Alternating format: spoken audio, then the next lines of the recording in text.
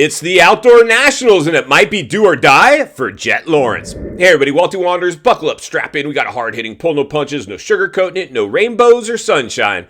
I'm just going to give it to you and give it to you straight. We got a good one to unpackage today. Welcome to the show. I hope everybody's doing great. So who's ready to jump back on the Moto merry-go-round as we examine the good, the bad, and maybe a little bit of the ugly? No, Walty, not the ugly. Only examine rainbows and sunshine. No. Somebody's got to read between the lines and look between the ruts, and we've got some ruts about to develop at Paula Raceway. Dude, this is gnarly. I remember my first outdoor national back in the day.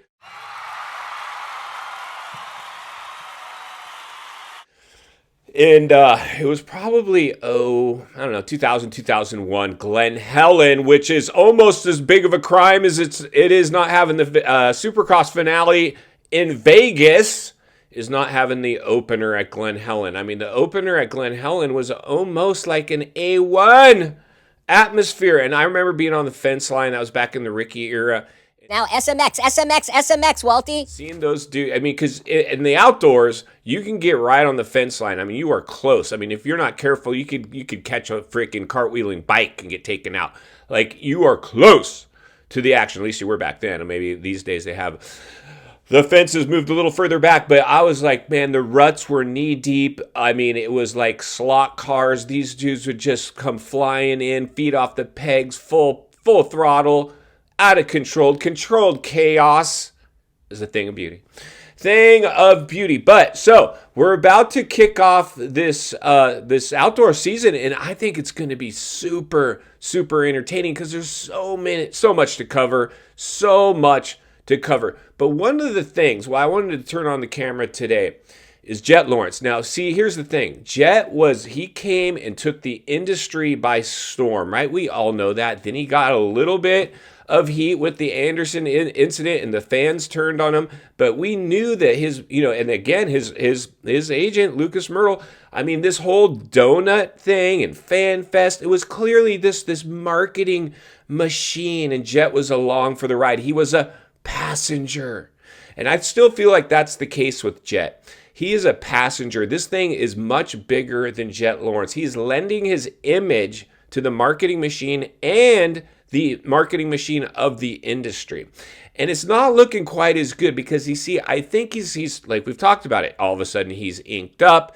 Yo, what's up? I'm pissed off, Walty. My dad made me buy a Rolls Royce and I don't even dig the thing. He's causing problems. He's shaking, El Hombre's helmet.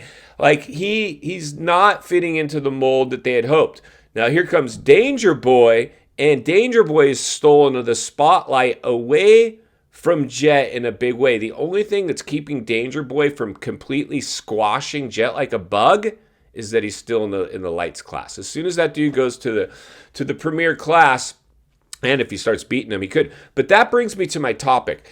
I believe this is pivotal. And I want to hear from you guys. I want to hear from you. Bring your tear-offs. Get your open face. Get into the comments. What's up, Walty? I got my open face. I'll see you in the comments, bro. I want to hear from you guys. I think this is a pivotal moment because Jett, I personally believe, this is gnarly.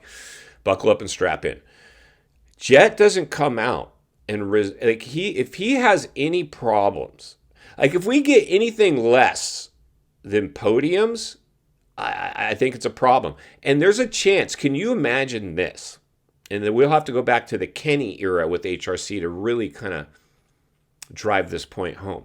But can you imagine, because we all remember what happened to Hangtown when Jetson cartwheeled last year in spectacular fashion and handed the championship over to Chase pretty much at that very moment.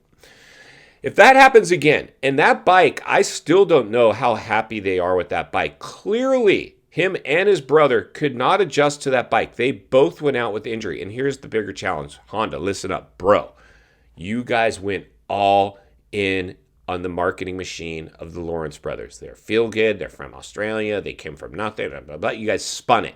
It's got spun, and they cashed in big. And to rub more insult into injury, the agent that orchestrated all that got 86th.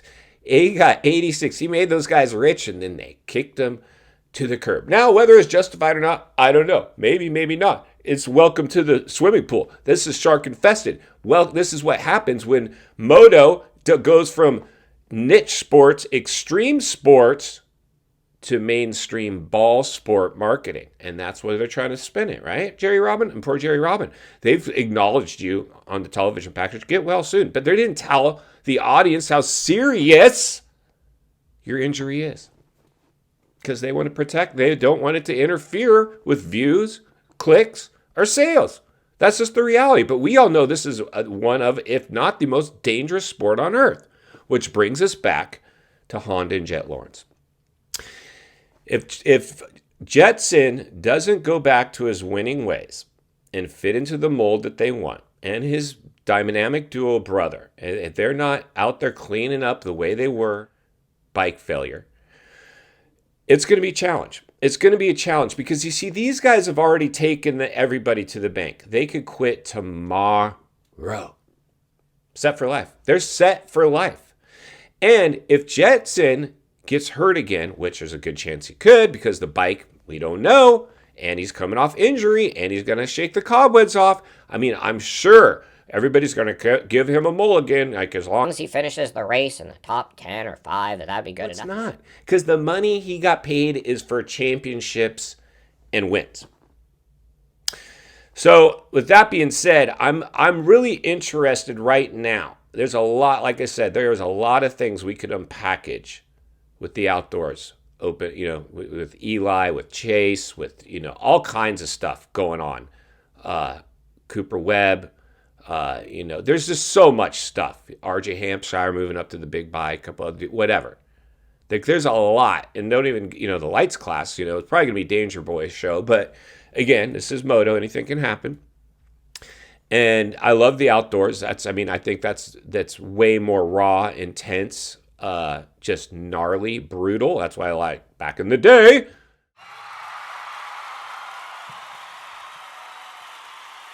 Showtime went Supercross only because it was more sterile and easy and travel and, the confines of a stadium and air conditioning. And this is brutal. Summer heat. This is just gnarly ice baths, craziness. But Jett Lawrence, you need to come out and you need to go back to your winning ways. And I know right now, everybody's telling you, just finish, get through healthy, don't have to win, just be the Wonder Boy, get into the Fan Fest or whatever it is, VIP experience, sell some donuts. That's what we need. They don't. They need you to go back to doing what you were doing prior to getting hurt this year. In final thoughts, I come to you as a friend, as a content creator, as a moto guy that wants to see you not only win on the track, off the track. Understand the waters you're swimming in now. They're shark infested. Jetson, HRC Honda. Welcome to the swimming pool. We've got some big question marks coming in. You're probably trying to play this a little bit, play it down a little bit. Get them through healthy, both the brothers, just, respectable finishes. Let them get up to speed. No, they've gotten paid big time already. Anything short of that is going to be a bust. And if Jetson gets hurt again, are you going to sideline him again for another series and still pay him the big bucks? The last time you tried that was with Kenny Boy, and we all know how that went. It went all right for a while, but eventually he took off or got the boot. And I expect that's what's going to happen this time. And that's why I'll be here to blow the lid off it every step of the way. Because it's not only what we need, it's in fact what we deserve. If you appreciate the content, I want to humbly ask you to give the video a like, subscribe to the channel, leave a comment below. I'd love to hear from you. Social media link in the description of this video if you'd like to follow me there, along with the links to channels that have appeared on it I think you might enjoy. If you enjoyed this video, gonna love the next video. And there's an easy subscribe icon for your convenience. As always, thank you for your time. Don't go over the bars. God bless. And I'll see you on the next video.